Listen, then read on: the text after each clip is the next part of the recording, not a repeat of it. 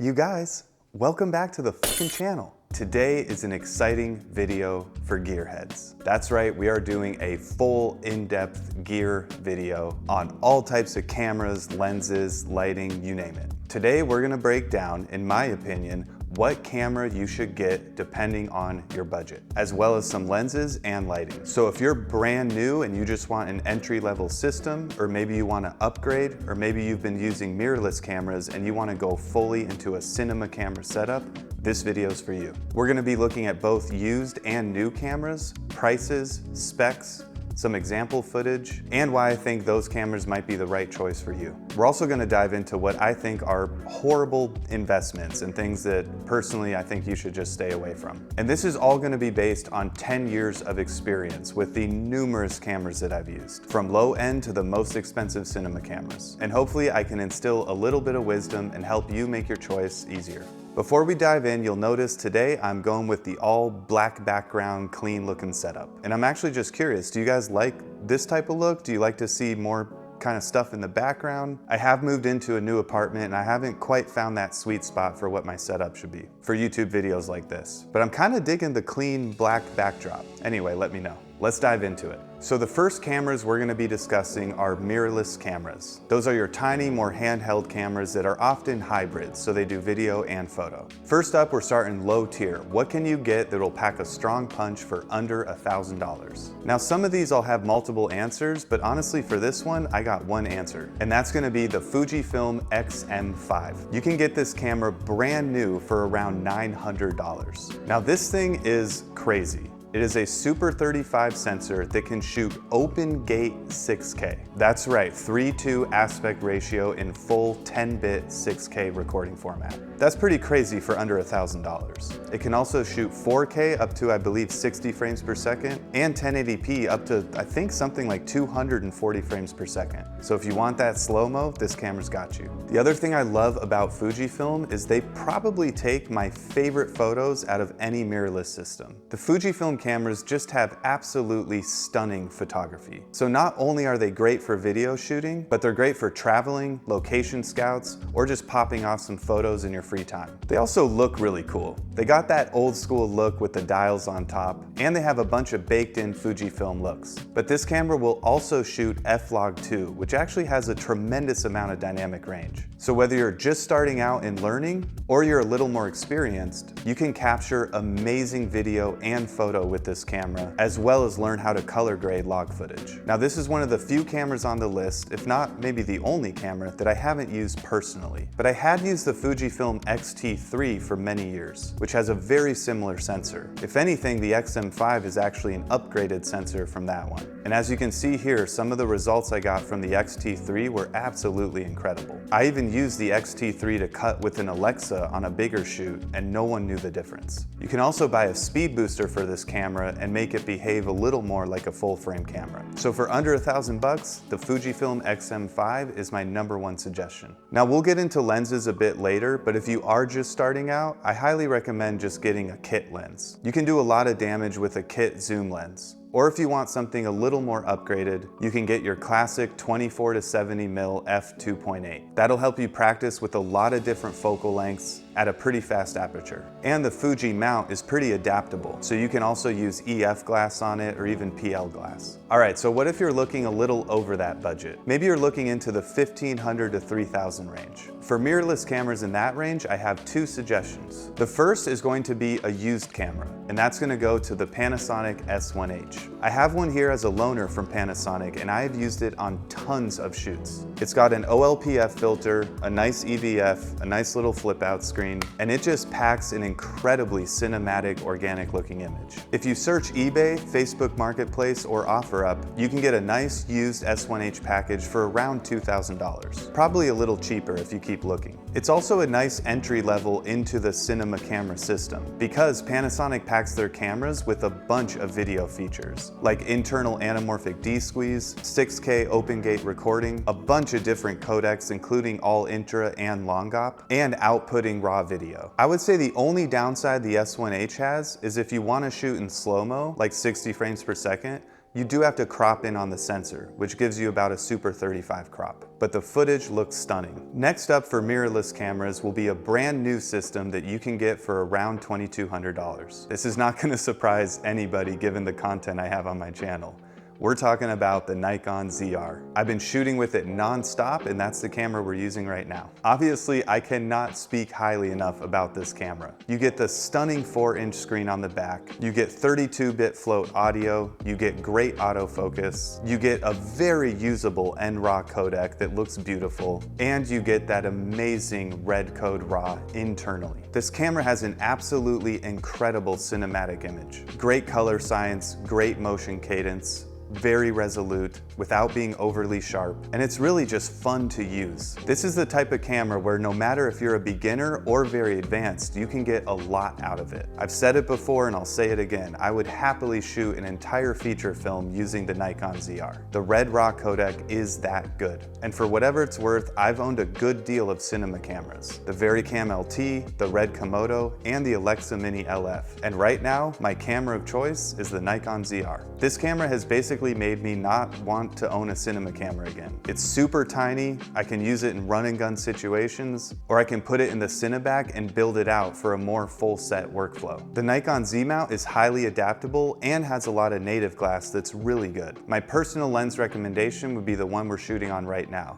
the Tamron 28-75. It's an f2.8 with a really nice focal coverage. And that's it for mirrorless cameras. Those are the ones I would suggest. But let's say maybe you want to move into that cinema camera system on a budget. We're actually going to backtrack the budget a little bit to around that $1,000 to $2,000 mark, and we're gonna look at some cinema cameras. In the $1,000 to $2,000 range, I have two suggestions. All right, the first camera I'm gonna recommend, I actually wouldn't have until I saw it randomly on Facebook Marketplace, and I couldn't believe it was that cheap. Right now, it's going for around anywhere from like $1,200 to $1,500 used. And that's gonna be the Blackmagic URSA Mini 4.6K. It is a bit older of a camera, but man, it packs a big punch. And for that price, it is a steal. It has a beautiful 5-inch fold-out monitor, which is definitely good enough that you wouldn't really need an external monitor. Shoots 4.6K resolution, Blackmagic color science, log image, and is a full-on cinema camera. I suppose one downside would be the lens mount. Most likely you're gonna find them with an EF lens mount or maybe a PL, but there's still a lot of incredible EF glass out there. I shot on this camera many years ago in Seattle, and I was truly blown away by the image quality. I think this is definitely one of the better cameras that they made in the past. Now you will have to get V-mount or gold mount batteries for it, and some cards, but all in all, you can probably get away with a full package for under $2,000. For the second camera in that price range, I'm gonna go with the Panasonic EVA1. The EVA1 was a Super 35 5.6K sensor that was downscaled internally to 4K. So it's a very resolute, tack-sharp image, but not too digital. It has built-in XLRs and actually produces incredible audio. My favorite part about this camera is internal NDs, and also a little party trick. This is one of the only cameras ever made that you can remove the IR filter internally. So you can get some really cool, funky looking imagery, especially if you pair it with IR filters in front of your lens. Now I shot my first feature film, Bone Cold, entirely on the EVA1. Panasonic was kind enough to loan me one to shoot the film on. We paired it with Zeiss glass and Canon FD glass, and the images just blew everybody away. We were shooting bright scenes in the snow, and this camera handled them perfectly. It has tons of dynamic range and a really nice highlight roll-off. To my eye, the movie looked incredibly cinematic, and that's thanks to the EVA1. I still think that's probably one of the most slept-on cameras. It has a great internal 10-bit codec in both all intra and long GOP, and you can output a 5.7K raw signal from the camera. Similar to the URSA Mini, the only downside is you're probably gonna only find them with an EF mount. I believe Wooden Camera made a PL mount for it as well. But again, there's a ton of amazing EF glass out there. Bang for buck, I think the EVA1 is the best used camera you can buy on the market today. Not to mention, it is tiny, somewhat similar to an FX6. It's literally about this big. It's like smaller than a football, and very light. The battery life is great on it, and you can run and gun almost all day on just a few batteries. But what if you have a little bit more money to spend? Well, now we're getting into some fun territory. Let's look at that $2,000 to $4,000 range for cinema cameras. In that range, I also have two systems that I would recommend. both on the used market. Piggybacking off of the EVA1, my first choice will be its bigger brother, the Varicam LT. I cannot speak highly enough about the Varicam. Another camera that I think overall was kind of slept on, but a bunch of big shows and some movies did use it. It was also the first cinema camera that I ever personally owned. I think I bought my full package for around $20,000. Now you can get them for around $3,000, which is just mind-blowing. It has internal ND, 2, 4, and 6 stops, built-in XLRs that also produce amazing audio quality. It does have a removable IR filter, but you have to take the lens mount off and remove it yourself. But the reason I love it is its incredibly stunning, painterly 4K image. Like the EVA1, it is also a Super 35 sensor, but it produces an image that just has this beautifully organic feel to it. One of the more filmic cameras that I've ever used. It was also the first camera to introduce dual native ISO at 800 and 5000. And its 5000 ISO has this amazing filmic grain to it. I actually shot a short film using 5000 ISO the entire time, even in daylight exteriors, just because I love the grain so much. The colors are absolutely outstanding, a ton of dynamic range, and really great highlight roll-off. I shot my second feature using the Varicam LT, as well as a ton of other projects, from music videos to commercials to short films. At the time, the Varicam LT was probably the closest thing you could get to an Alexa on a budget, even though that budget was still around 20 grand. But now it's around $3,000. It's the type of camera that you just don't really have to worry about too much. You can underexpose a little bit, you can overexpose a little bit, and it's gonna capture an amazing image with a ton of flexibility in post. Because of its incredible noise pattern and its highly sensitive sensor, you can really dig into the shadows on this camera and get some awesome moody looks. But it's absolutely resolute enough to get a really crisp commercial look as well. Now, it is a little bigger than the other cameras we've mentioned,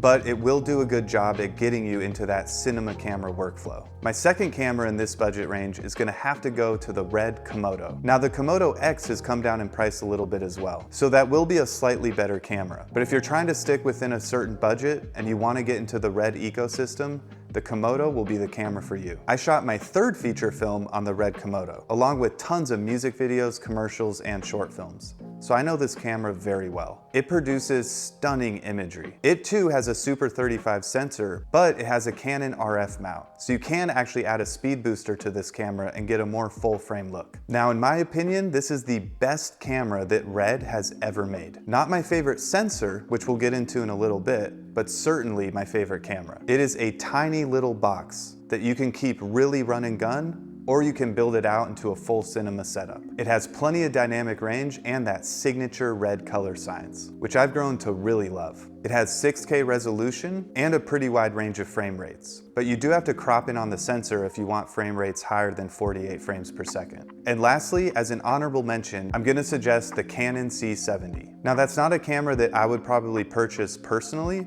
but it is one of my favorite cameras that Canon has ever made. It has the dual gain sensor that basically acts like a double exposure and then putting them together, built-in internal ND, and it's somewhat in between a cinema camera and a hybrid camera. So they kept it very small and it kind of has that handheld vibe to it, but it does produce some really great video. So what if you have a little more money to spend and you want that higher tier cinema camera? Let's talk about that 5K to 8K budget. Now, first camera up in that 5 to 8K range is going to be more of an honorable mention. Again, not a camera I would personally purchase, but I understand if you are curious about it. And that would be the Sony FX6. It has electronic variable ND, a nice 6K full frame image that's downscaled to 4K, and S-Log3, which looks beautiful. Now, the Sony cameras have never spoken to me too much other than the Venice systems, but people do really love this camera. And more importantly, clients really love this camera. So I'd probably only recommend the FX6 over the other options I'm about to discuss if you already have a clientele that is often asking for a Sony or an FX6 specifically. Now, I'm lucky enough that my clientele doesn't really care what camera I use anymore. They just want the result that I give. But some clients still do care, and they might ask for something like an FX6. Let's get to my top two choices in the 5K to 8K range. First up is gonna be a used Red camera, and that one's gonna go to the Red MONSTRO. Now, where the Komodo is my favorite camera that Red's ever made, the MONSTRO is my favorite sensor that Red's ever made. It is a full-frame VistaVision 8K sensor, and it just produces breathtaking imagery. For me, the MONSTRO represents Red at the top of their game. Beautiful color science, amazing dynamic range, a bunch of different recording frame rates, resolutions, aspect ratios. You can get a package now for around $6 grand. I've seen some go for as low as $5 and some in about the 8K range. For the image that this camera delivers, that is an insane price. Now you will be baked into the older Red ecosystem, so you will have to use the Red mini mags and possibly the Red monitor, as well as their interchangeable mount system. But a lot of packages will come with all that stuff, and you can get to shooting right away. I'd say the Red MONSTRO definitely has a glossier commercial look, but still maintains a really filmic image. It just has this punch to it that's really pleasing. And the next camera in the 5 to 8K range I'll suggest, and the last cinema camera we'll discuss today, will be a camera that you can get brand new today for around $5,500 in the US. And that's gonna go to the PYXIS 12K. Now the PYXIS 6K is also a really good option, but I do think the cameras in that budget range that I already mentioned have a little bit of a leg up on it. The PYXIS 12K is a different beast. That sensor is incredible. I used it and did a full review on it. If you haven't watched it yet, go check it out on my page. But I thought it just produced gorgeous cinematic images. A little noisy in the shadows, but overall a ton of dynamic range, a really nice highlight roll-off, beautiful skin tones, amazing color science all around, and a ton of options, which I love. I love cameras that are versatile, and this thing can shoot 12K, 8K, and 4K with no crop because of the RGBW sensor technology. So as far as future proofing goes, you won't need a new system for a long time if you can shoot 12K footage. But if you need to save space, the 8K and the 4K are more than usable. In fact, those two formats are probably what I would use most of the time. And I think I forgot to mention, but it also shoots open gate on all of those resolutions, along with internal anamorphic D-squeeze, a ton of slow-mo options, and a really nice boxy small form factor that you can keep tiny or rig it out into a full cinema setup. Now, if I were in the market for a cinema camera again, the PYXIS 12K would be my choice. But honestly, because the Nikon ZR is so good, I don't really feel the need to own a cinema camera anytime soon. And just for reference, with all these cameras taken into account, in the 10 years I've been doing this, I've owned the Varicam LT, the Red Komodo, and an URSA Mini LF. And right now, I just shoot on the Nikon ZR. Now it's different for everybody, but I find eventually you get to a point in your career where you just want something that's easy. And sometimes cinema cameras can be a lot of maintenance. They take longer to build out, they're a little more restrictive with their use case scenarios, and they kind of need a reason to warrant owning them. Like maybe you have a client that only wants that type of camera on every single shoot. Or you're just cranking out feature films and all of them want to use that camera for some reason. But those cases are pretty rare. For me, the Nikon ZR does everything I need it to, and then I can rent other cameras if needed. Which brings me to my final point when talking about cameras. Notice we never actually really went over that 8K range. That's simply because I think anything more than that is a bad investment. Cameras are like cars. As soon as you buy them, they lost value. And a lot of the time, they lose a tremendous amount of value. Look at some of the cameras we just talked about. The $80,000 Red MONSTRO that eventually went down to about $50,000,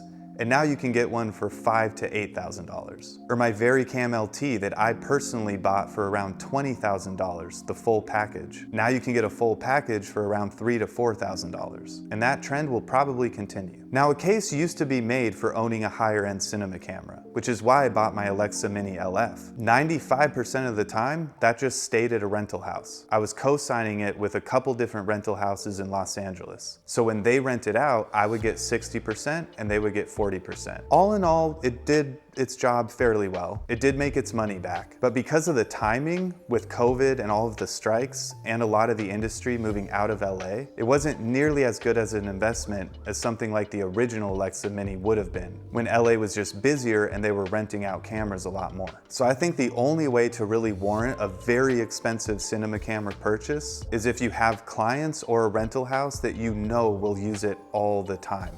or rent it out all the time. Other than that, I just don't think it's a smart investment anymore. The gap has closed so much. The fact something like a Nikon ZR can come close to something like a PICS 12K, which can come close to something like an Alexa, just doesn't make me feel confident about owning high-end cinema cameras anymore. All of the cameras I mentioned produce amazing images that you can absolutely shoot pretty much anything with. Short films, music videos, full feature films. You can get away with any one of the cameras I previously mentioned. All right, that's it for cameras. But what if you also have some budget for lighting? Let's talk about lighting real quick. Lighting is another area where I would have been a lot more specific about 5 years ago, but the LED technology has come so far that a lot of these lights don't have that ugly green or magenta cast that you used to get, even the budget-friendly ones. I would go for the budget-friendly companies that produce high quality. Something like Godox, which I'm using as my key light and my backlight right now. Both have full color spectrum and produce really accurate colors and pleasing skin tones. The LP400 panel, which is acting as my key light, is under $100. And the ML100, which is my backlight, is around $250. I'd also recommend the brand Amaran, which is kind of like the little sister of Aperture. They make incredibly budget-friendly, really high-quality lights as well. But there's a few other really good brands out there with LED lighting. I wouldn't necessarily pick one over the other. I would just look at bang for buck. I would definitely have at least a couple panel lights in your kit and a couple tube lights. And then make sure you have at least one hard light, something similar to a Fresnel, that you can use to slash through windows or bounce into things. I would say 2 panel lights, 2 tube lights, and 1 hard light will get you very far in pretty much anything you want to shoot. If a shoot calls for more than that, you can always rent it. Last but certainly not least, let's talk about lenses. Lenses is probably going to be the most important part of your kit. They're going to add a lot more to any look of your imagery than any camera is. Lenses are really the character behind your cinematography. Now, if you just want a nice clinical, clean image, something like a Sigma 24-70 is going to be a great lens. It's super versatile and you can use it on a ton of different projects. And if you want to build a little more character, you can add filters in front of that lens, like Hollywood Blackmagic or Pro Mist. You can get a used one of those for around $1,000 or under. For the other sets, I'm just going to talk about what I personally own because a video on what lenses to buy could easily turn into a 5-hour-long course. Lenses are absolutely a Pandora's box, and once you open it, you can never get out. I still love lens digging. It's kind of like crate digging for DJs, but instead of vinyl, you look for lenses. I'm constantly scouring Facebook Marketplace and eBay, which brings me to my first choice for prime lenses you can get, and that's gonna go to the Canon FDs. The Canon FDs are absolutely incredible. They produce very resolute, sharp images, but still maintain this very warm, organic feel to them. The flares are also gorgeous. It's more of a ghosting flare instead of that clinical flare you'll see on some newer primes. Now, Canon FDs in of themselves have a wide spectrum. If you're searching for their L series, which is believed to be the same internal glass as the Canon K35s, those are going to cost you a little bit more.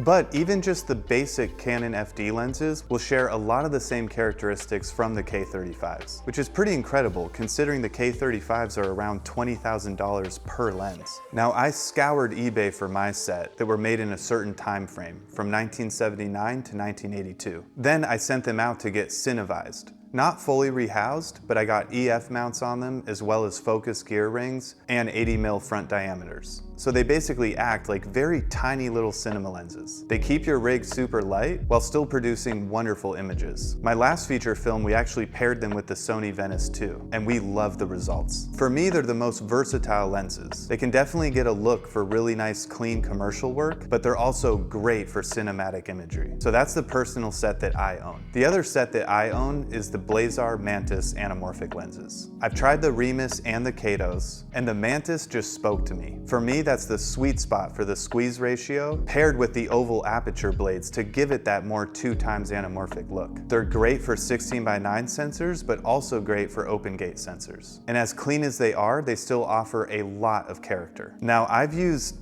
hundreds of different lens sets in my life, so it'd be kind of hard for me to recommend the best set of lenses to buy on any given budget. What I do know is lenses are definitely a better investment than cameras. The newer ones do lose their value over time a little bit, but not nearly as much as a camera does. And if you hunt down the right vintage glass, they will actually come up in value. My Canon FD set is worth more than it is now than when I bought them. So I know that's pretty short for the lens section, and if you want to see a more in-depth video just on lenses, let me know. It might take a while, but I'd be happy to make that video for you guys. And if you haven't seen it already, I did a massive lens test that you can see on my channel. Now, I did do that lens test 6 or 7 years ago, so some of the newer glass won't be in there, but there's still a ton of glass in there. So you can go through that video and see all the different characteristics that each lens set has. Now, although lenses are definitely a better investment, I personally probably wouldn't spend too much on them just for the case of reusability. Almost every single shoot calls for different types of lenses. And because that's really where you get your look, I enjoy testing a bunch of lenses out and choosing the right set of lenses for the shoot, rather than just relying on what I already own. But for me, the Canon FDs paired with my Blazar anamorphics and even my Tamron zoom lens pretty much covers a lot of the range of the types of shoots that I'm on. I can get my really clean, clinical, spherical look, I can get my slightly more organic, filmic, warm look, and I can get my anamorphic look. So those are all my suggestions based on the budget that you have. All right, so that's our video. I'm sure you guys think I missed some amazing cameras because I know you guys have some brands that you love. Go ahead and feel free to leave them in the comments below. But for the budget tiers we put out, those are my top recommendations. Overall, my advice would just be don't spend too much money. Get stuff that gets the job done and then go out there and shoot. The images that you produce are gonna be a lot more important than the gear you use to produce them. All right, happy shooting.